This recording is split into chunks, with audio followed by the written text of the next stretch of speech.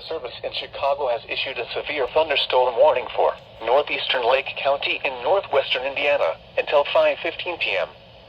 At 4:49 p.m., a severe thunderstorm was located over Gary and is nearly stationary. Hazard, 60 miles per hour wind gusts and quarter-size hail. Source, radar indicated. Impact, hail damage to vehicles is expected. Expect wind damage to roofs, siding, and trees. Locations impacted include Gary, Lake Station, New Chicago, Hobart, Portage, and Merrillville.